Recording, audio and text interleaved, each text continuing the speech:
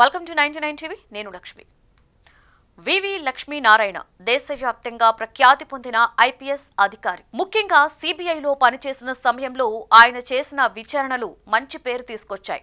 నిజాయితీ, క్రమశిక్షణ, ప్రజలతో నేరుగా మాట్లాడే స్వభావం ఆయనకు ప్రత్యేక గుర్తింపునిచ్చాయి. చిన్నప్పటి నుండే చదువుపై ఆసక్తి, సేవాభావం ఉన్న వ్యక్తి. ఇంజనీరింగ్ పూర్తి చేసి కొంతకాలం ప్రైవేటు రంగంలో పనిచేశారు. ఆ తర్వాత సమాజానికి ఉపయోగపడాలి అనే ఉద్దేశంతో సివిల్ సర్వీసెస్కు సిద్ధమయ్యారు. కఠినమైన శ్రమతో ఐపీఎస్ అధికారిగా ఎంపికయ్యారు. సిబిఐలో పనిచేసిన సమయంలో ఆయన పలు కీలక కేసులను విచారణ చేశారు. అవినీతి, అక్రమాలు, పెద్దల నేరాలు వంటి కేసుల్లో ధైర్యంగా విచారణ జరిపి వాస్తవాలను బయటపెట్టారు.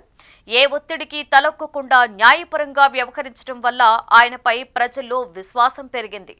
పోలీస్ ఉద్యోగంలో ఉన్నప్పటికీ ఆయనకు ప్రజలతో మమేకం అవ్వడం అంటే చాలా ఇష్టం. విద్యార్థులతో మాట్లాడడం, యువతను ప్రోత్సహించడం, సమాజ సమస్యలపై చర్చించడం ఆయనకు అలవాటు.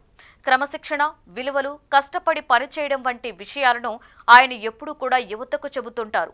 ఐపీఎస్ ఉద్యోగం తర్వాత కూడా ఆయన ప్రజాసేవలో భాగం కావాలని అడుగడుగునా ప్రయత్నించారు. వివిధ సామాజిక కార్యక్రమాలలో పాల్గొని అవగాహన కార్యక్రమాలు నిర్వహించారు. గ్రామాల అభివృద్ధి, రైతుల సమస్యలు, విద్యార్థులకు మార్గనిర్దేశం ఇలాంటి అంశాలలో ఆయన ఎప్పుడూ కూడా ముందుండి పనిచేసేవారు. వివి లక్ష్మీనారాయణ పేరు విన్నప్పుడు చాలా మందికి సత్యం, నిజాయితీ, సేవ అనే మాటలు గుర్తుకొస్తాయి. ఆయన ప్రయాణం అనేక మందికి ప్రేరణగా నిలిచింది. ఆయన పేరే జేడీగా స్థిరపడిపోయింది అంటే అర్థం చేసుకోవచ్చు. వివి లక్ష్మీనారాయణ పేరు వినగానే చాలా మంది వెంటనే గుర్తు చేసుకునే విషయం వైఎస్ జగన్మోహన్ రెడ్డి ఆస్తుల కేసుల్లో ఆయన చేసిన విచారణ.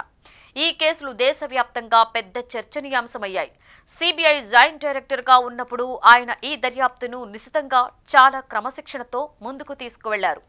జగన్ ఆస్తులు అక్రమంగా పెరిగాయి అనే ఆరోపణలపై కోర్టు ఆదేశాలతో సిబిఐ విచారణ చేపట్టింది. ఈ బాధ్యత లక్ష్మీనారాయణకు ఇచ్చారు. కేసు రాజకీయంగా అత్యంత సున్నితమైనది కావడంతో దేశం మొత్తం దృష్టి ఆయన మీదే పడింది. అయినా ఆయన ఎలాంటి ఒత్తిడికి లోనవ్వకుండా అందుబాటులో ఉన్న ఆధారాలను మాత్రమే ఆధారంగా తీసుకుని విచారణ కొనసాగించారు. విచారణలో భాగంగా ఆయన అనేక మంది ప్రముఖులను ప్రశ్నించారు. పెద్ద పరిశ్రమల యాజమానులు, రాజకీయ నాయకులు, ప్రభుత్వ అధికారులు అందరినీ విచారించారు. ఇది ఒక పెద్ద అధికారిగా ఆయన నిజాయితీని చూపించింది. ఎవరి స్థానమో శక్తో పట్టించుకోకుండా న్యాయ ప్రకారం ముందుకు సాగడం ప్రజల్లో ఆయనపై విశ్వాసాన్ని పెంచింది. ప్రతిసారి కోర్టులో హాజరై నివేదికలు సమర్పించడం, సాక్ష్యాలను సమగ్రంగా వివరించడం వంటి అంశాలు కేసును మరింత స్థాయిలో ముందుకు తీసుకువెళ్లాయి. మీడియాలో కూడా ఆయన ప్రశాంతంగా, జాగ్రత్తగా స్పందిస్తూ దర్యాప్తు పూర్తయ్యే వరకు ఏ విషయాన్ని బయట పెట్టకుండా వ్యవహరించారు. ఈ వ్యవహార శైలి చాలా మందికి నచ్చింది. జగన్ కేసుల దర్యాప్తు సమయంలో లక్ష్మీనారాయణకు అనేక ఒత్తిడులు వచ్చినట్లుగా అప్పట్లో చర్చలు జరిగాయి. కానీ ఆయన మాత్రం వాటిని పట్టించుకోకుండా తన విధి ప్రకారం పనిచేశారు. ఈ కేసులు ఎంత క్లిష్టమైన ఆధారాల ఆధారంగానే నిర్ణయాలు తీసుకోవడం ఆయనకున్న ప్రత్యేకత. ఈ వ్యవధిలో ఆయన ప్రజల్లో ఒక కఠినమైన, నిజాయితీ గల అధికారి అనే పేరును సంపాదించారు. న్యాయ వ్యవస్థపై విశ్వాసం పెంచడంలో కూడా ఆయన పాత్ర గుర్తుంచుకోదగింది. కేసు రాజకీయ కోణం ఎంత పెద్దదైనా దానిని వృత్తిపరంగా హ్యాండిల్ చేసిన తీరు ఆయన కెరియర్లో ఒక పెద్ద మైలురాయిగా నిలిచింది. మొత్తం మీద వివి లక్ష్మీనారాయణ జగన్ కేసుల విచారణ కాలంలో సిబిఐ ప్రతిష్టను నిలబెట్టిన అధికారిగా నిలిచారు. అయితే తాజాగా తనకొచ్చిన బెదిరింపులపై లక్ష్మీనారాయణ చేసిన కామెంట్స్ సంచలనంగా మారాయి. తాజాగా కర్నూలులో జరిగిన ఒక ప్రత్యేక కార్యక్రమంలో సిబిఐ మాజీ జాయింట్ డైరెక్టర్ వివి లక్ష్మీనారాయణ పాల్గొన్నారు. అక్కడ 4028 మంది విద్యార్థులు కలిసి భగవద్గీత 15వ అధ్యాయంలోని 20 శ్లోకాల పారాయణం చేయడం ప్రత్యేక ఆకర్షణగా నిలిచింది. ఈ సందర్భంలో మాట్లాడిన ఆయన తన జీవితంలో ఎదుర్కొన్న కొన్ని సంఘటనలను గుర్తు చేసుకున్నారు. సిబిఐలో పనిచేస్తున్న సమయంలో తనకొచ్చిన ఒత్తిడులు, బెదిరింపులు చాలా తీవ్రంగా ఉండేవని చెప్పారు. రక్తంతో లేఖలు పంపడం, నీ రక్తం కళ్ళ చూస్తామని బెదిరింపులు వచ్చాయని, కానీ తాను భయపడలేదని వివరించారు. ఆ సమయంలో తనకు ధైర్యం ఇచ్చింది భగవద్గీతే అని చెప్పారు. గీత పైన ఉన్న నమ్మకమే తన కర్తవ్యాన్ని ధైర్యంగా నిర్వర్తించడానికి బలమిచ్చిందని అన్నారు.